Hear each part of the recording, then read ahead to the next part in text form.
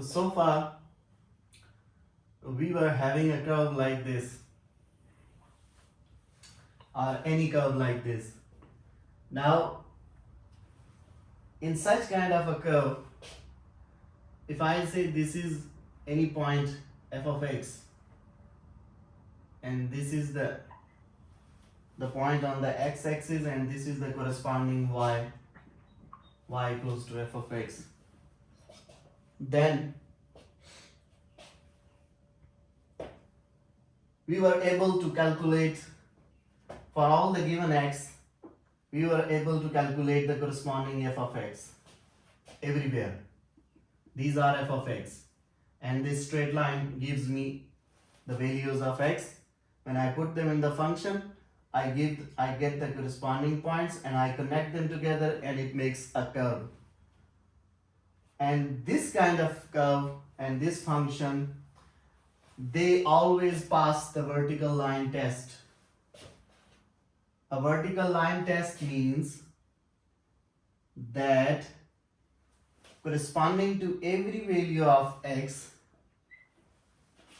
there is only one f of x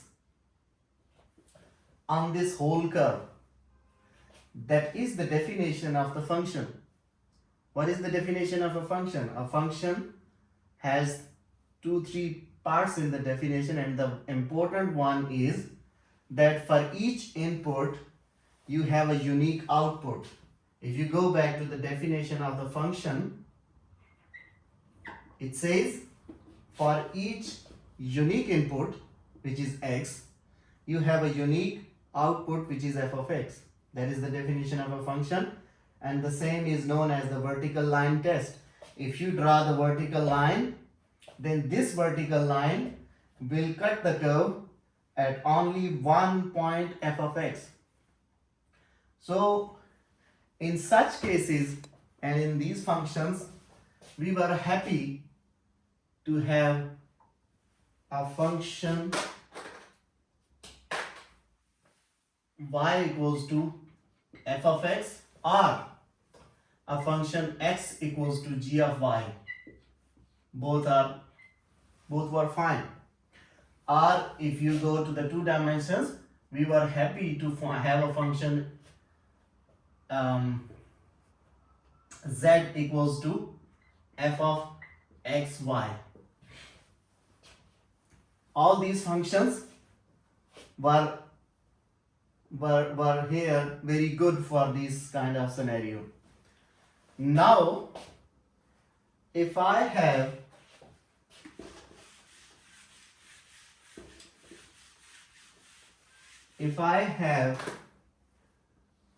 a curve which starts from here, let me say from here, it goes like this and goes here and goes here. Okay, that's fine. Now the curve is going like this.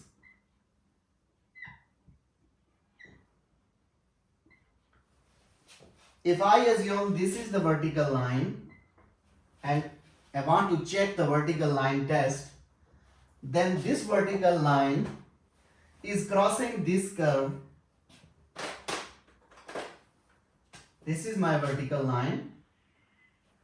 This vertical line is crossing this curve at 1, 2, 3.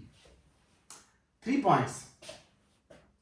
So actually my x is this, and correspondingly I am getting 1 f of x here. Let me say this is the first one. Okay, f1 of x.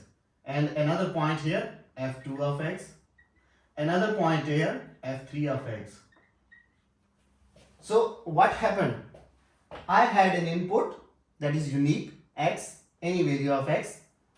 And for that unique input, I am having 3 values of the f of x. It means the output is not unique. It means the vertical line test fails. It means the definition of the function fails.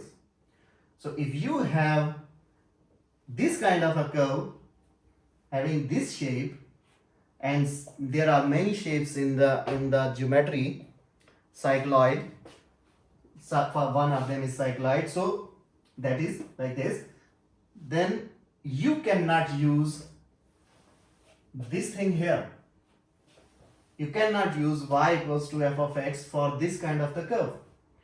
And if I am interested to find the area under this curve, then first thing is, you know better that whenever you want to find the area under the curve is integral f of x dx. Means the integral of the whole curve. Suppose this is the point A and this is the point B, and you want to calculate the area between these points, then it is integral from A to B f of x dx. But here in this case, this formula is not valid because this function is not valid, and this function, why this function is not valid? Because for this function, the unique x does not have a unique f of x. There are 3 f of x. So in such cases, we introduce the parametric curves.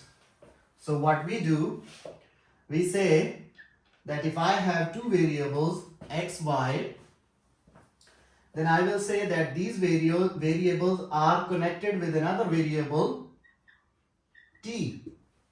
So what I am actually doing, I am actually splitting the xy coordinate system into an xt and yt coordinate system. So originally my coordinate system was xy, this was my pair in this quadrant, but this was valid when my curve was simple, when curve was like this, when curve was passing the vertical line test. But when curve fails the vertical line test, when curve fails the definition of the function, then I split this xy into two further points. I say x is corresponding to another variable t, y is corresponding to another variable t. So what happens now? Actually, x is horizontal part, and I am now considering the horizontal part into another dimension with t. So my new point is xt. That means all the horizontal movements, all these horizontal movements will be considered with t. So the vertical parts are removed. Similarly, so the curve is now divided and it will pass the vertical line test. So the curve will be like this. Similarly, I am also splitting the vertical point with another variable t. So I'm also, so what actually I'm doing, all those vertical portions of the curve now separated into this, and all those horizontal portions of the curve are separated into this. So separately, the horizontal part according to t is now following the vertical line test, and it follows the definition of the function. Similarly, separately, the vertical part according to t follows the definition of the function. So now this x comma t is very similar to this x comma y into the previous case. So we have actually separated the curve into further regions. So this is the concept behind the defining a parameter. So we are going to define a parameter, further parameter for x and y, and we say that there is another variable t, and x is also linked with t, y is also linked with t. So our original set of the point, the pair, is now converted into two pairs. One is x is related with t, now this is a one pair, and y is related with t, this is another pair. So these are the new points for the curves which failed to pass the vertical line test when they were considered as xy. We will have x equals to f of t and y equals to g of t. So these are the parametric equations which we have found from this basic equation, which was, this equation was valid for vertical line test pass. When the vertical line test failed here, we now transform this equation to a parametric equation where the parameter is t. So we have shifted this equation to another dimensions. Now this dimension will follow these equations. So now our equations will be like this. Our functions will be like this. This chapter is past. This thing we will not follow in this chapter. This function was valid so far before this lecture. So now our equations will be generally treated like this. So these are the parametric equations. If you have an equation x equals t square minus 2t, y equals to t plus 1. So you can see this is x is a function of t. This is just like, and y is a function of t. F and g are used to just don't to avoid the confusion. We can use the same f, but it will confuse you that which f, this one or this one. So that's why we use f and g. Now this equation is just like this because this whole thing is a function of t. So I am writing it as f of t. This equation is just like this. The whole thing is a function of t. Y equals to t. So I have two equations that let's for t equals to 0. Then what will be x? X will be 0. What will be y? Y will be 1. So for t equal to 0, my xy point is 0, 1. Similarly, if I say t is minus 1, then x is 1 plus 2, 3. Y is minus 1 plus 1, 0. So my xy point is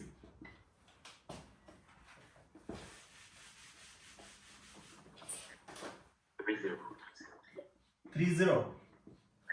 Similarly, I'm just trying to go with the balanced set. So 0 is same for all. For t minus 1. So the next one, let me say t is plus 1. On the both sides of the axis, I want to go both sides. 1, 2, 1, 2. This is, if this is my t axis.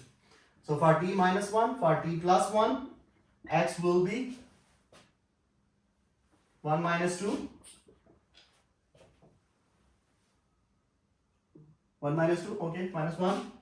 And y will be 1 plus 1, 2. So the xy point is minus 1, 2. Similarly, for t equals to negative 2, x is 4 plus 4, 8. Y is negative 2 plus 1, negative 1. So my xy point is 8 minus 1. Is this data okay? So similarly, you can find for t plus 2, then t negative 3, t positive 3, and so on. This is your 0 point. 1, 2, 3, 4, so on for the x-axis. And 1, 2, 3, 4, so on for the y-axis. And here it is negative 1, negative 2, negative 3. Here it is negative 1, negative 2, negative 3. Then, where is this point? 0, 1. This point is x is 0, y is 1. So this is 0, 1. Which is equivalent to t equals to 0. So for t equal to 0, your point is here. When? Where is this point? 3, 0. X is 3 here and your y is 0. So you are exactly here. This point is 3, 0, which is equivalent to t equals to negative 1. Where is this point? -1, +2. X is -1. Y is +2. So your point is like this. This point is -1, +2, which is equivalent to t equals to +1. Where is this point? X is +8. Let me say here. Y is -1. So y is, this is -1, then corresponding to this is the point which is known as 8 -1, which is equivalent to t minus 2. Now, if you connect these points here, and it will go here, here, here. So what it looks like? It looks like a parabola. Now I want to confirm that whether my sketch and whether my assumption is correct or not, that whether these equations correspond to parabola or not. I have the equation x for this, and for this y equation I can write the t equals to y minus 1. So I just have to eliminate t from these two equations, and I will see what happens. From here I have the value for t, it is y minus 1. Put this value here into the first equation. It will be x equals to y minus 1 whole square minus 2 into y minus 1. It is y square minus 4y plus 3 equals to x. If I do not give you any boundary on t, then your t is actually from -infinity to +infinity. But if I bound you for a specific t, then you are not allowed to use any value of t beyond this limit.